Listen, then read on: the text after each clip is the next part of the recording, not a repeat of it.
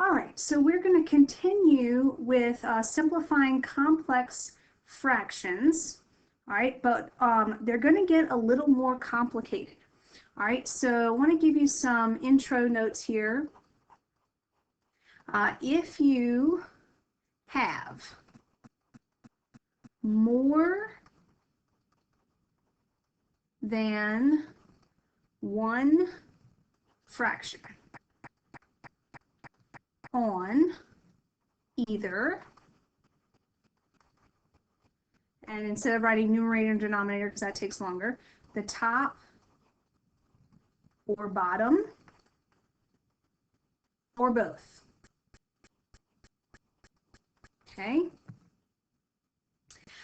There's actually two methods that you could do here, but I will tell you that one method is easier than the other. So that's the one I'm going to give you the steps for, but I can certainly take a minute and explain the other method as well. So here's what I would do. You want to figure out, all right, so think about it. We're going to have like a fraction plus or minus a fraction divided by another fraction plus or minus a fraction.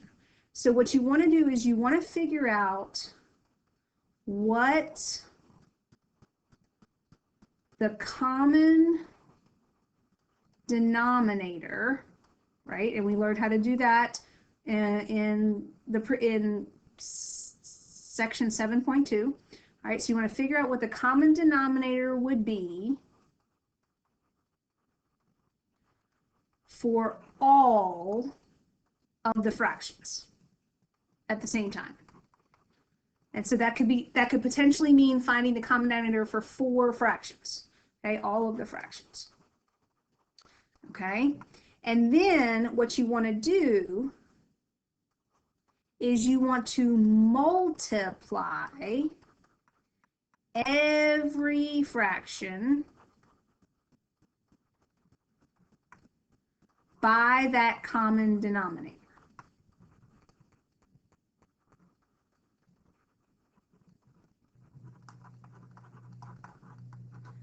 All right, and when you do it, you're going to be able to cross some things out. It's going to make everything look a lot nicer. And then at the end, you're going to simplify. And that may mean factoring and reducing what's left. All right, so we'll start slow and build up. Okay. All right, so for my examples, all right, and I guess we left off with number 3 in the previous notes, so this will be number 4. All right, and I'm going to take the number 2, the whole number 2. I'm going to subtract the fraction 1 over x, and then I'm going to divide that whole thing by another fraction. Okay, so you see it's a complex fraction because it has fractions within a fraction. All right, so based on the method, the steps that we talked about up above, all right, I want to figure out what would the common denominator be for all 3 parts, because, right, I've got 2 parts on top, a 2 and then a minus a fraction, and then 1 part on the bottom. Well, don't forget, I can make anything a fraction by putting it over 1. So I do have 3 fractions here. And the common denominator, I hope that you can tell between a 1 and an x. Remember, you can only make it by multiplication. Right? Well, 2 of them already have an x. It's really easy to change to get an x on the bottom of this first one. Right? So I'm going to say that let me write it off to the side here, that my common denominator is x. Okay, now you don't have to write that down. I'm just telling you, I'm just writing it down for notes purposes. All right, so what you want to do, all right, is you want to go through and you want to multiply every single term by that x. Okay, and here's why. Because for the ones that actually have an x on the bottom, when you take a fraction that has the same thing on the bottom and the top, right, that you're multiplying by, you can cross them out. And you can do the same thing for this one. And then all you have to do is multiply what's left and simplify. Well, we get x times 2, right? But over 1, we don't have to keep that over 1. X times 2 is 2x. We don't need to say over 1. And then in the second piece, the x is canceled, and I still have a minus 1. And that's it for the whole numerator. That's all that's left. And then I divide, and I move down to the denominator, and those x's also cross out. And so the 3 is all that's left. All right, so notice what I've done. I've gone from a bunch of fractions, on like a fraction on top of a fraction, to a single fraction with no other fractions anywhere else. Okay? And then last but not least, I do need to see if I could possibly factor that and cross things out, but I cannot. So that is my final answer. Okay? Now, the alternative method that I didn't actually go through the steps for, because I don't think it's efficient, all right, would be to all right, how do I want to say this? It would be to get a single fraction on top and a single fraction on the bottom, and then do exactly what we did in the first video, where we multiply by the reciprocal. But that would require me getting a common denominator between the 2 and the 1 minus x. Well, if I have to figure out what the common denominator is going to be anyways, I might as well use this method over here and get to my answer a lot quicker. That's all I'm saying. So let me just show you what that would be. So if I know the common denominator would be x, but this time I actually want to set it up to where I can add these two things. So I multiply by that common denominator over itself, but only on that term. All right, and so that's going to give me 2x over x minus 1 over x, which then it has a common denominator, so I can put them together.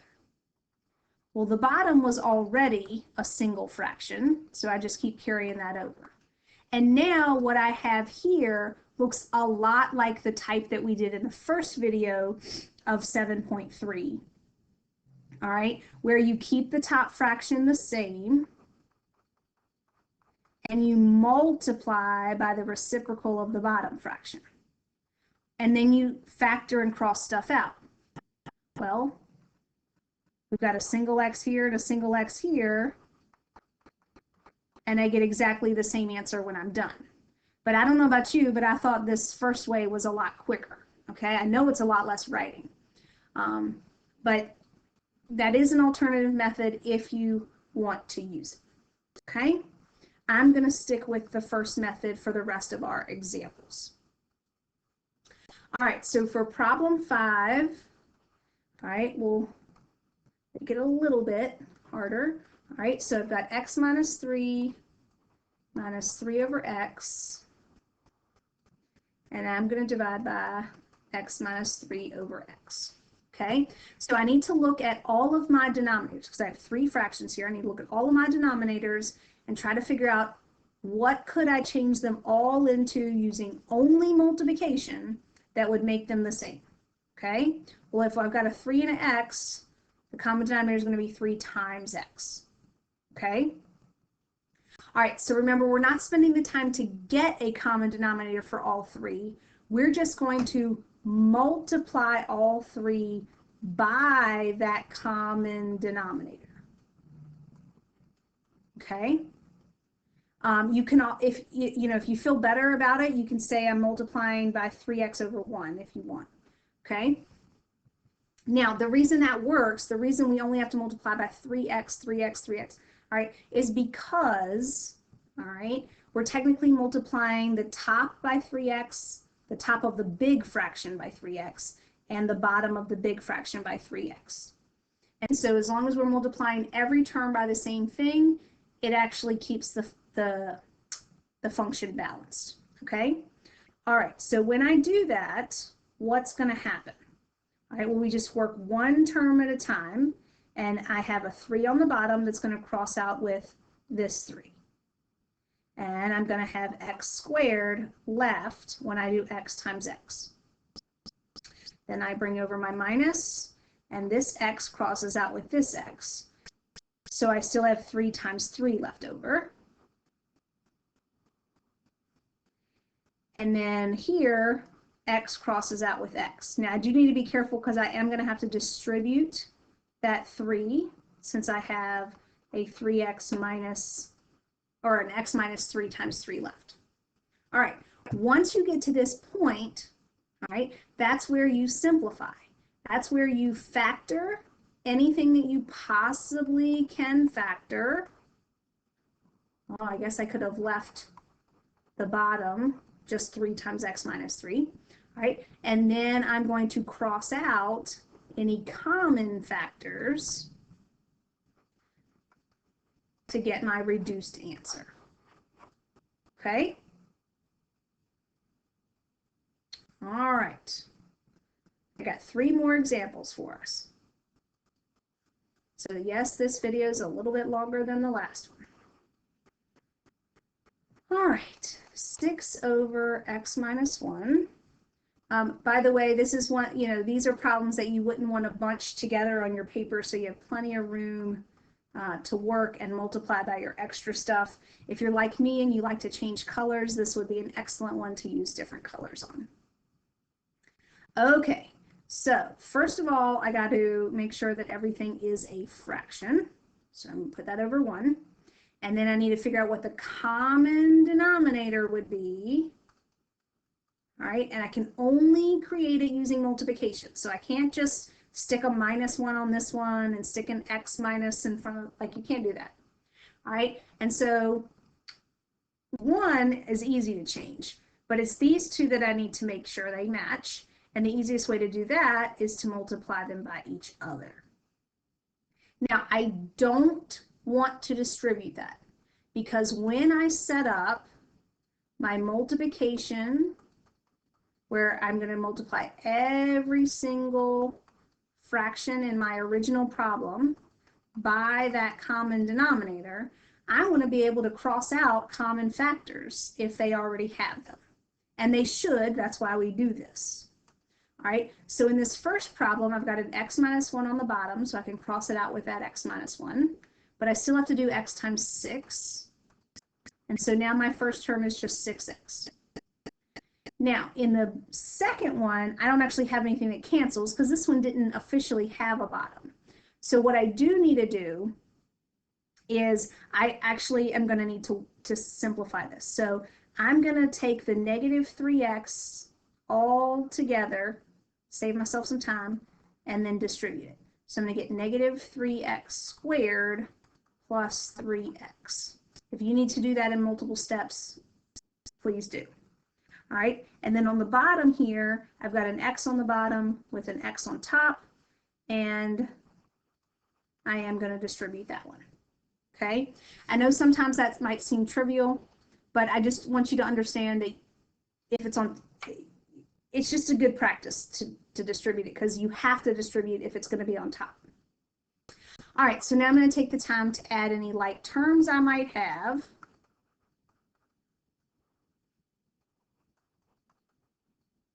And then I want to factor, okay? Now, when that x squared is negative, I would totally take the negative out. So in this case, I'm going to take a negative 3 out. All right, that's going to give me x minus 3, and on the bottom, I can take out a 3. All right, and so then we can reduce. And we end up with something very, very nice. What did I do wrong? What am I looking at? Hold on.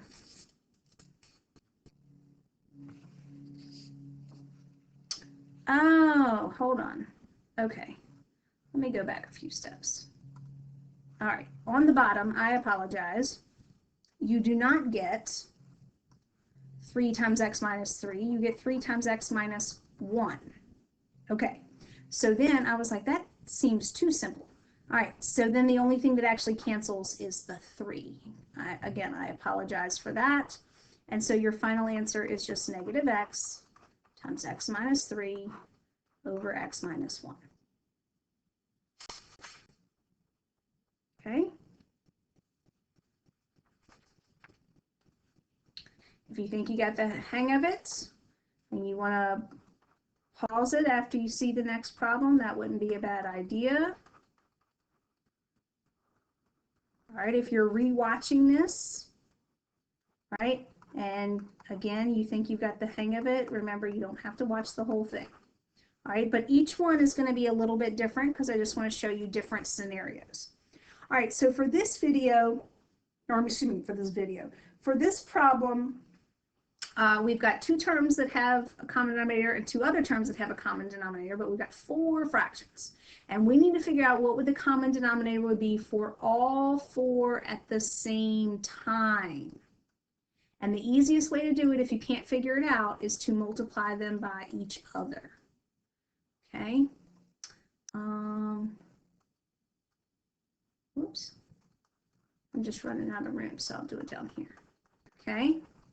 And once you have that common denominator, remember what you're going to do. You're going to multiply every single fraction, every single part by that common denominator. And technically, it goes in the numerator. All right. And then we're going to see if we can simplify anything and put stuff together. Okay. So I have an x on the bottom with now an x on top. And then what's left is x plus 2 times 1, which is just x plus 2. All right, in the next one, I have a x plus 2 on the bottom, and now we have an x plus 2 on top, so they cross out. But I still have a negative 4 times x, so I'm going to get a negative 4x. On the bottom, same idea. X plus 2 crosses out with x plus 2, and then I still have to do x times 3.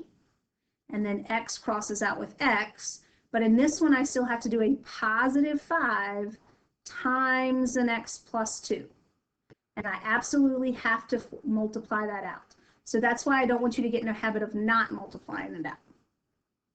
All right, then we're going to put any like terms together that we possibly can.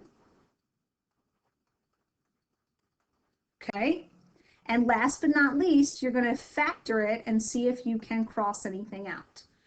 So I guess technically you could take a negative 1 out of the top, but if it's just a negative 1, you don't necessarily have to take it out. On the bottom, I can take out a 2. All right, but nothing cancels, and so that's my final answer. All right, and then one more for us, and we'll be finished with our notes, okay? All right, let's do a squared over a plus 3 plus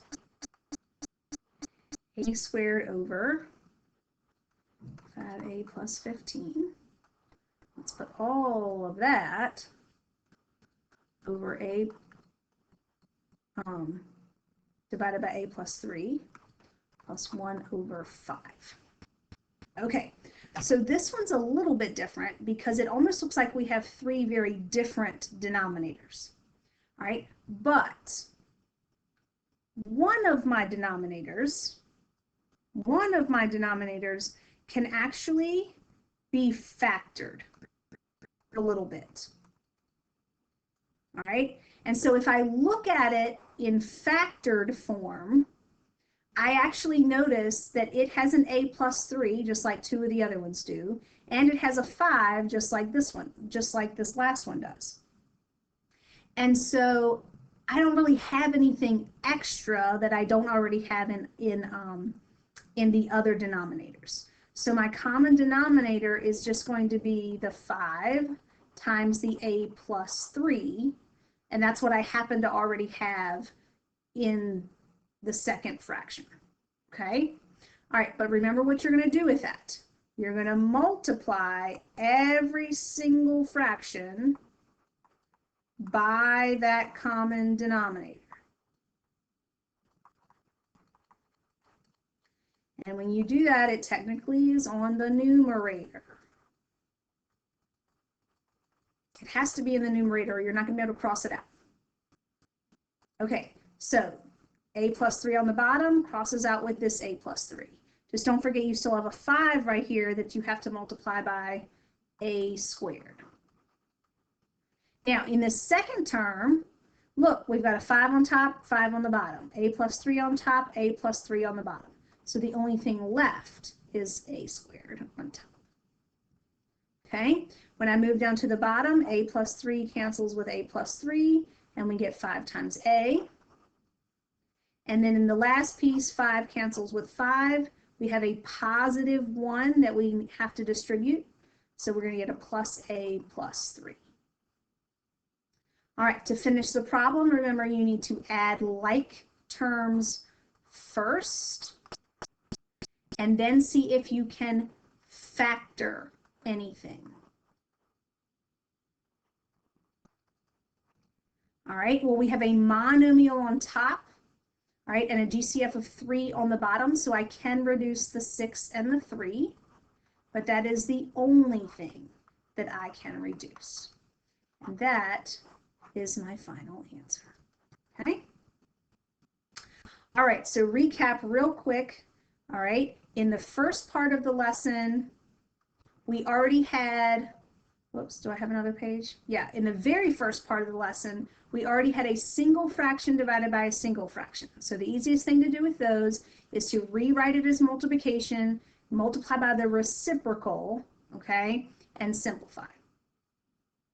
But if you have multiple fractions in the top or the bottom, okay, there are 2 ways to do it, but honestly, the quickest way is to figure out what the common denominator for all the fractions would be at the same time, multiply every single part of the problem by that common denominator, simplify each piece individually, then take a look at what's left. Simplify that, factor, reduce if you can. Okay? All right. And that was it for lesson or note 7.3. That's it for unit 7 that we're going to finish, or that's all we're going to do in unit 7 before Christmas break. All righty. So next up, homework in ALEKS, and then we're heading into a quiz soon.